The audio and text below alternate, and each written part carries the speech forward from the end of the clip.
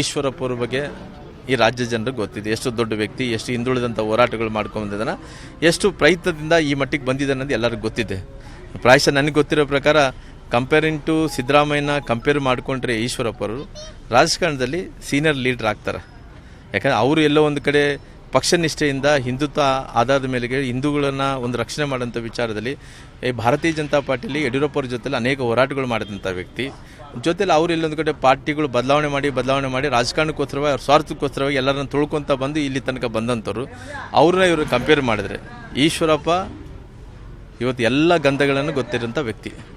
ಇವತ್ತು ಗಂಧ ಗೊತ್ತಿರೋಂಥದ್ದು ಒಂದು ಗಂಧ ಅಂದ್ರಿಗಿನ ಮೋಸದ ಗಂಧ ಸಿದ್ದರಾಮಯ್ಯರಿಗೆ ಗೊತ್ತಿರ್ಬೋದು, ಧರ್ಮದ ಗಂಧ ಏನಿದೆ ಅದು ಈಶ್ವರಪ್ಪರಿಗೆ ಗೊತ್ತಿರೋದು. ಅದೇ ಸೌಮ್ಯನ ಪ್ರಶ್ನೆ ಇಲ್ಲ. ಅವ್ರ ಹೋರಾಟ ಹಿನ್ನೆಲೆ ನೋಡಿದಂತ ಆ ಪರಿಸ್ಥಿತಿ ಬರಲ್ಲ.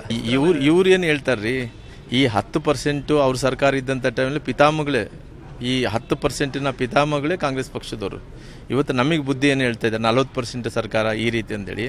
ಅವ್ರೆಲ್ಲೊಂದು ಕಡೆ ಭ್ರಮೆದಲ್ಲಿದ್ದಾರೆ. ಅವ್ರು ಹೇಳ್ತಾರಲ್ಲ, ಎಲ್ಲೋ ಒಂದು ಕಡೆ ನಿನ್ನೆ ಮೊನ್ನೆ ಬೇರೆ ವಿಚಾರ ಬಂದಂಥ ಟೈಮಲ್ಲಿ ನನ್ನ ಹತ್ರ ದಾಖಲಾತಿ ಹಿಡ್ಕೊಂಡು ಮಾತಾಡ್ತೀನಿ. ಅವ್ರು ನೋಡ್ಸಿರಲ್ಲ, ತಾಕತ್ತಿದ್ರಿಗೆ ಅವ್ರ ಹತ್ರ 40% ಸರ್ಕಾರ ಅನ್ನೋದಕ್ಕೆ ಅವ್ರ ಹತ್ರ ಒಂದು ದಾಖಲಾತಿ ಇದ್ರೆ ನೋಡ್ಸಿರಲ್ಲ. ಈ ರೀತಿ ಕೇವಲ ಅವ್ರು ರಾಜಕಾರಣಕ್ಕೋಸ್ಕರವಾಗಿ ಎಲ್ಲೋ ಒಂದು ಕಡೆ ಅವ್ರು ಬೇಳೆವೇನು ಬೀಸ್ಕೋಬೇಕು, ಎಲ್ಲ ಅಧಿಕಾರಕ್ಕೆ ಬರಬೇಕಂದ್ರೆ ಈ ರೀತಿ ವೇಗಾಗಿ ಮಾತಾಡೋದಲ್ಲ. ನಿನ್ನ ಹತ್ರ 40% ಸರ್ಕಾರ ಅಂತೀಯಲ್ಲ, ನಿನ್ನ ಹತ್ರ ಏನೋ ದಾಖಲಾತಿ ಇದ್ರೆ ನೋಡ್ಸಲ್ಲ. ನೀನು ಸುಮ್ಮನೆ ಯಾವ ದಾಖಲಾತಿಗಳಿಲ್ಲ, ಏನಿಲ್ಲ, ಸುಮ್ಮನೆ ದಾಖಲಾತಿ ಅಂತೇಳಿ ಸುಮ್ಮನೆ ಹೇಳ್ಕೊಂಡು ಇವತ್ತು ಎಲ್ಲೋ ಒಂದು ಕಡೆ ಗಾಳಿಯಲ್ಲಿ ಗುಂಡಾರಿಸೋದು ಯಾರಿಗೆ ಶೋಭೆ ತರಂತದಲ್ಲ. ನಿನ್ನ ಹತ್ರ ಏನಿದ್ರೆ ಮಾತಾಡು, ಬೇಕಾದ್ರೆ ರಾಜಕಾರಣವನ್ನು ಇವತ್ತು ಬಿಟ್ಟುಕೊಡ್ತೀವಿ.